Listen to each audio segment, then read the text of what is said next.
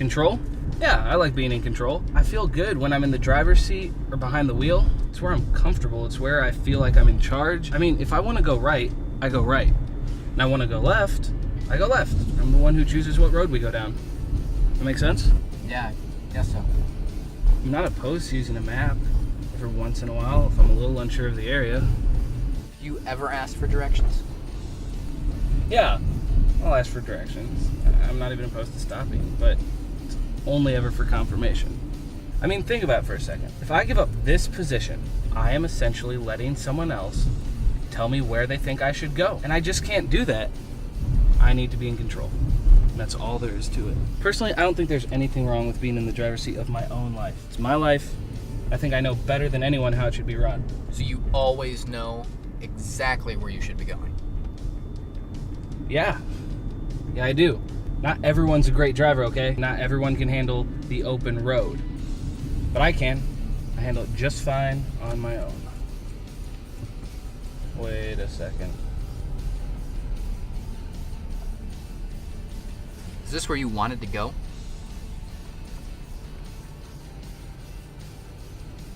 Wait, this isn't right.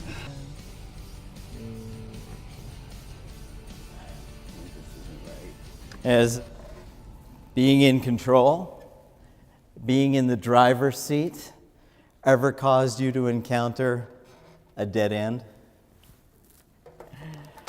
I know some of you. I know that you were merely driving along and you see the sign that says no exit, and do you keep going? Some of you, yep. I know you do, because you think to yourself, well, something might have changed. Maybe there'll be an alleyway out. I got this far. I'm not going to waste and to go back now without proof myself that the sign really is what it says it is. And so then it's no surprise to you, or more so your spouse, when you end up having to turn around and head back out, because there indeed was no exit, right? So most of us like to think we're in control in most areas of our lives. So when we hit a dead end, our first response, something is like a big shock, right? It's like, wait, this isn't right. How often have you pursued something that, as it turned out, led only to a dead end? Maybe it was a dream. Maybe it was a business venture. Maybe it's a friendship. Maybe a hobby. Maybe a decision. Maybe a relationship. The story of humanity contains many pursuits of all sorts of things, right? Even things that are dangerous and destructive. Think of Edward Teller, right? A physicist, but most known for being father of the hydrogen bomb. That's nothing but a dead end, right? We don't have to look very far to see dead-end choices in the world. Think of acts of vandalism and robbery and drug abuse, and those are just the illegal. What about those that are legal? What about dangerous pursuits involving money or entertainment or popularity or power? Maybe nothing wrong in and of themselves, but when out of balance, our perspective can get off pretty quickly, right? As to what seems right, even when it may be wrong. I don't know if many of you, this dates me, but I remember the late 70s, there was Debbie Boone belting out the tune. Remember what it was? It can't be wrong when it feels so right, 'cause you light up my life, right? Yeah, you remember. So some of us, my kids are like, they don't have a clue. But I remember because I had 4 teenage to young adult older sisters at the time, and it was soundtrack of the year. So can you imagine that emotional soundtrack being played on a record player over and over ad nauseum in my house for months? Some memories you cannot erase, right? And some things, earthly pursuits, become nothing more than dead ends. leading down paths that are meaningless. This morning's gospel reading for us is kind of to take a temperature check on our pursuits, no matter where we're at in our journey of life. What absorbs most of your time, your energy, and your thinking? Likely nothing wrong with what your answer is to that. But what are your goals for yourself and for others? And are they good goals? And do you bless the community around you by those goals? Because if you're heading a dead end somewhere in your life, I would want to help you not to do that. There's an old proverb. It goes like this. It's Proverbs 14:12. There is a way that seems right, but in the end, it's the way of death. Okay, that's pretty harsh. Death?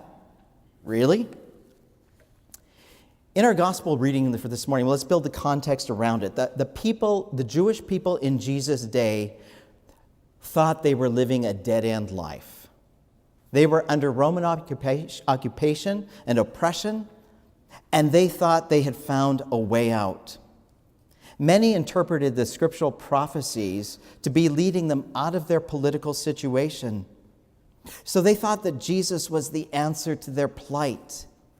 This teacher, this rabbi, this Messiah figure, he was the true king of Israel, this son of David, they called him. Well, what's the reference? They're thinking back to this great king and the stories that were told about the Davidic dynasty, that would be restored and the glory days of the old would return. Deliverance from occupying armies of the Roman Empire. And Jesus, this Messiah, this promised one, well, he was the way out of this dead-end street in which they found themselves. And they were partly correct. Jesus was the way out of the dead end. But if there was a dead-end sign at the entrance to that street, there was a cross that stood at the other end. Jesus was the way out. But the way out of the dead end would lead them through death itself. So right around this time, as he enters Jerusalem on Palm Sundays, we're going to celebrate next week, where they're going to laud him as a potential king who is going to restore Israel, is what's in their minds. Jesus gives a sign of his purpose and his plan for humanity when he appears at the grave of his friend Lazarus. Lazarus is laid dead in the tomb. And his sister Martha tells Jesus, when she encounters, if you had been here, my brother would not have died. Martha believed there would be a resurrection at the last day. And somehow the dead-end tomb would give way to the resurrection to new life. She believed in this. But what she did not yet know is that the source of life is standing right there, right in front of her. And he's her friend. And Jesus told her, I am the resurrection, the life. Whoever believes in me, though he dies, yet shall he live. And everyone who lives and believes in me will never die. Jesus, the author of life, has power to create, power to restore, power to heal. And then something happens, right? Calls Lazarus out of the grave. See, his power over death isn't just shown at the cross. Not just Easter Sunday morning as we celebrate. Already foreshadowed here in this miraculous story, that we might get a glimpse of a bigger picture. And with that, the realizations of who he is along the way, and most certainly then what this means for your life and for mine. Lazarus, come out! Lazarus, come out!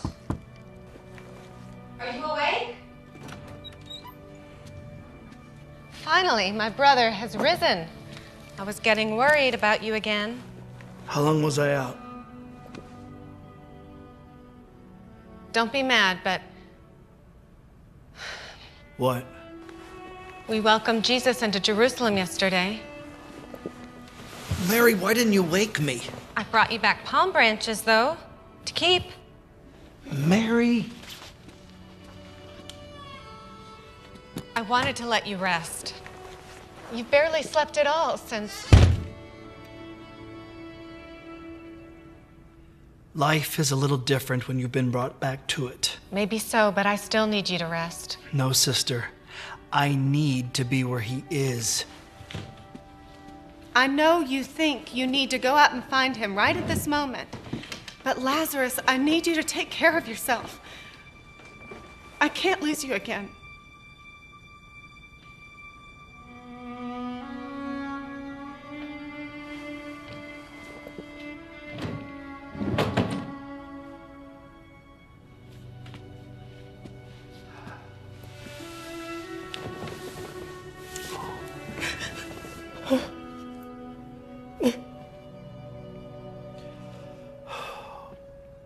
Okay. Tell me everything. What was it like? Did he preach? Did he perform miracles? How many people were there? Well, there were people everywhere. He rode in on a donkey. And the road was covered in cloaks and palm branches. And everyone was shouting, "Hosanna in the highest." We must have done that for hours. I bet they could hear us all the way in Galilee. You know, after you died, I was so mad at Jesus. At Jesus? Mary? I was dead, and now I'm alive. And it is only because of him. But he knew that you were sick. And he took so long to get here. And in that moment, I felt like you were dead because of him. Until I wasn't. And it was in that moment that I realized that Jesus was everything we needed. Everything I needed, but nothing I expected. Yes, Mary, yes. He did not come here riding on a triumphant horse for glory or to be allies with the powerful. He is power. He is glory. He is triumph. He's a king, but one that actually loves his people. He is a king that will go into death to save us, to stand in front of us, to call us out of our grave clothes, and to offer this life that only he can offer. That's our Jesus. That's our Jesus. That's our Jesus. He's the one. He is the King, and he's come to save us all. So before Jesus showed up, it looked like a one-way street. And then everything changed. Because he is power. He is glory. He is triumph. He is life. He is the promised King, Messiah over Israel, that he doesn't win victory over Roman occupation. Crucified a rebel, wrapped in linen burial clothes, placed in a grave. How can he be power? How can he be glory? How can he be triumph? How can he be life? Entrance to the tomb is sealed with a boulder. If ever a dead end there were, this is it. And yet the guards report a very different story of mysterious and amazing events on the third day. And even though the disciples heard it, they had their doubts. They did not understand. So it's probably pretty much okay that on this journey of life, through the things we've been considering through Lent, stop signs of life, the emerging thoughts, the yielding of our hearts, the one-way proclamations, and the dead-end streets, it's probably pretty much okay that we have our doubts, that we have our misunderstandings, our confusions, and our dreams. There's a story that is shared after the resurrection. Two disciples, after the death of Jesus, are walking to the village of Emmaus.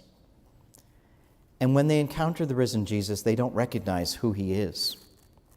And they're reported to have said, "We had hoped." Obviously, they hoped for a very different outcome. They were disappointed, and they felt that now they were walking down a dead-end street with no exit. It is in these dead-end streets that we find ourselves. When we look at the hopeless situations in our lives and the world around us, and our disappointments, our illnesses, our political outcomes, our dreams shattered, or at least requiring a whole lot more effort than you ever planned or imagined, in crisis, when we need someone to complain to, Martha knew Jesus pretty well and speaks the cries of our hearts at times. "If you had been here," which really means, how could God let this happen? But in the spiritual realm, with God, is it dead end or is it opportunity? Martha, Lazarus' sister, asked for help, and he helped. And if he can raise the dead, and promises he will, is powerful then enough to help us overcome the seemingly dead-end streets in our lives, every single one of them. Our dependencies, our bad choices, our illnesses, our failures, our addictions, our character flaws, our shortcomings, our disappointments, and our sin. Whatever holds us back from truly living life. So where do you need this power in your life? His power. What does his power look like? His triumph, his glory, his life. What does it look like?